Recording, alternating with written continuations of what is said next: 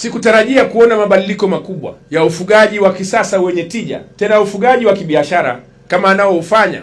Nimeona mbegu bora za mifugo. Kuna mbegu anasema hii nimetoa South Africa, hii nimetoa Kenya, hii nimeenda Iringa. Anahangaika kuboresha mifugo yake, lakini uzuri zaidi, hana hiana wala ubinafsi kuchangia mabadiliko na jamii yake. Anataka aendelee kuboresha mifugo ili angalau kila mwaka auze ng'ombe 500.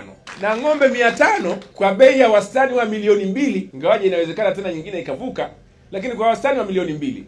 Maana anazungumza kuweka kibindoni bilioni 1 kwa mwaka. Haya ni mabadiliko makubwa na yamewezekana kwenye jamii ya Wamasai. Nimeenda Mvomero, nimekuta mabadiliko ya aina hiyo. Naendelea kujifunza kutoka kwa wafugaji ambao wanaendelea kubadilika, na hapa nimejifunza vya kutosha. Nimeona ghala la kutunza chakula, na ameniambia anajiandaa kuvuna malisho na ameanza kulima malisho. Wakati huo huo anatunza malisho ya asili. Nimeona bwawa la maji, nimeona kibanio, nimeona uzio ambao unasaidia kupunguza migogoro kati yake na hifadhi na wanyama waharibifu, lakini pia na wananchi wenzake. Hongera sana sana sana, kwa kuwa kata hii ya Lemoti ndiyo yenye mifugo mingi kwa wilaya ya Monduli. Hapa kinatakiwa kiwe kituo cha shamba darasa. Tatuma wataalamu waje wawasikilize wananchi mahitaji yao, wamsikilize Bwana Isaya, halafu tutafute namna ya kushirikiana. Kwanza, kuimarisha afya ya mifugo. Ndugu zangu, afya ya mifugo ni afya yetu wote. Mifugo wasipokuwa na afya, sisi hatupo. Ni kipaumbele namba 1.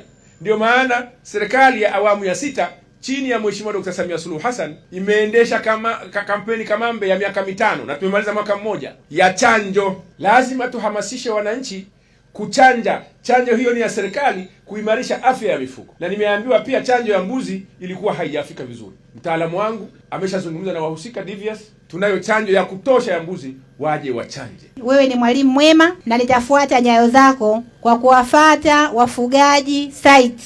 Mheshimiwa Waziri, idadi ya mifugo katika kata hii ni kama ifuatavyo: ng'ombe 12,000, kati ya hao 5,000 wamepata chanjo ya homa ya mapafu, mbuzi na kondoo 25,000, kati ya hao 2,500 wamepata chanjo na homa ya mapafu, kuku 1,200 na hao 600 wamepata chanjo, punde 1,000 hakuna aliyepata chanjo. Naomba serikali kupitia wizara yako kuendelea kuboresha huduma ya ugani, kuimarisha miundombinu ya mifugo, kudhibiti magonjwa na kuweka mazingira bora ya masoko ili wafugaji waweze kuongeza uzalishaji na kipato.